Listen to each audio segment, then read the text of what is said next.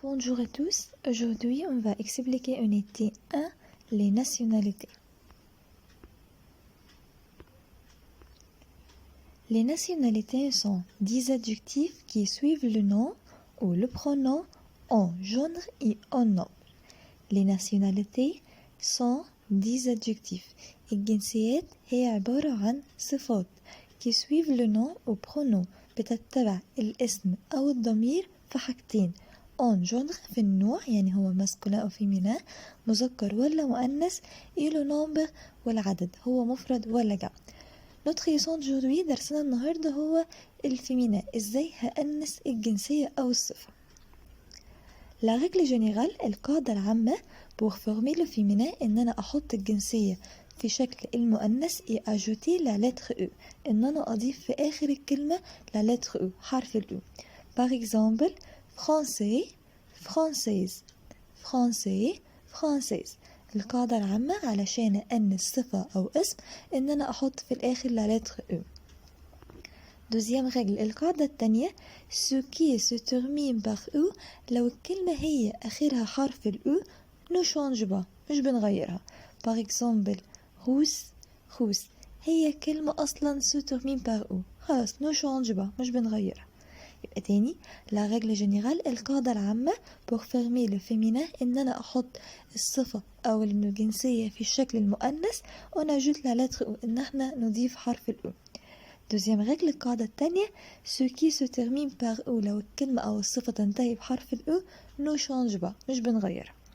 Troisième règle القاعدة التالتة ce qui se termine par IEN لو الكلمة أو الصفة عندي بتنتهي بالمقطع IEN on ajoute NE. تاني لو الكلمة عندي أو الصفة بتنتهي بالمقطع IEN بنضاعف ال N ونحط E في الآخر بيكون IENNE. Par exemple égyptien égyptienne égyptien بتنتهي ب IEN هنخلي ال N دبل 2 N ولا lettre E.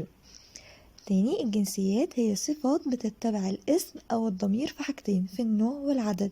طب ازاي أنس الصفة أو الاسم إن أنا أحط في الآخر لا lettre E. طب لو هي آخرها O خلاص no change pas. رقم 3 لو الصفة أو الجنسية عندي آخرها EN هنضاعف ال N ونضيف لا lettre E. طيب الجدول اللي عندنا فيه متقسم لثلاث أجزاء البي الدولة والسنجولير ماسكولين والصفة أو الجنسية المذكر والفيمينا المؤنث. لو الدولة عندي ليجيبت مصر الجنسية بتكون إيجيبسيان المؤنث إيجيبسيان. طيب لا فرانس فرانسي فرانسيز فرانسي فرانسيز. إيطالي اللي هي إيطاليا بيكون إيطاليا إيطاليان إيطاليا إيطاليان. طيب اللي عايش في لو ماروك بيكون ماروكان ماروكان ماروكان ماروكان.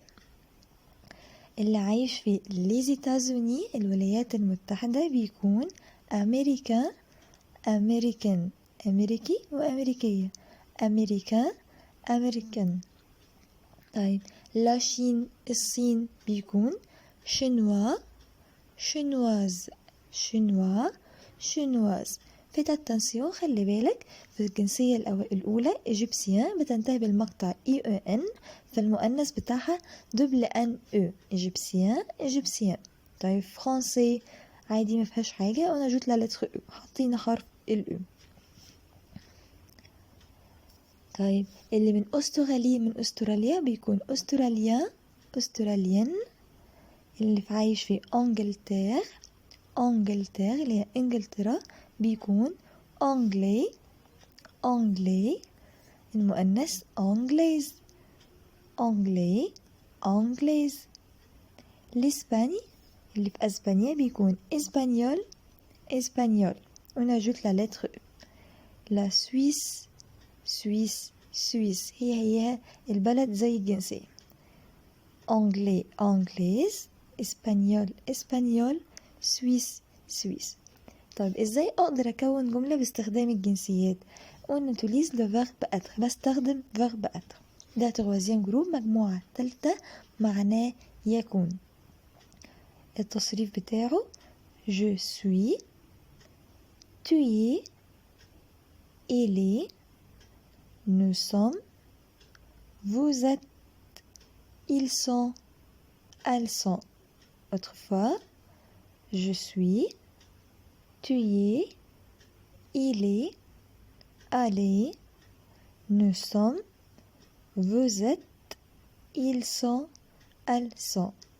Par exemple, je suis égyptien. Je suis égyptienne. أنا مصري. أنا مصرية. Tu es anglais. هو أنت إنجليزي. Tu es anglais.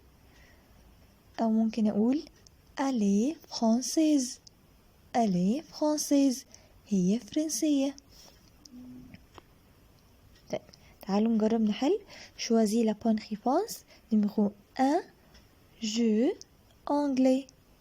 Oui, je suis anglais. Numéro 2. aller هي تكون مؤنث féminin. italien italien italien. أول واحدة italien double N-E. Numéro 3. nous à l'école. nous sommes à l'école. احنا في المدرسة. Numéro 4. il habite en France. هو عايش في فرنسا. هو هيكون il est français, anglais, italien. Oui, français.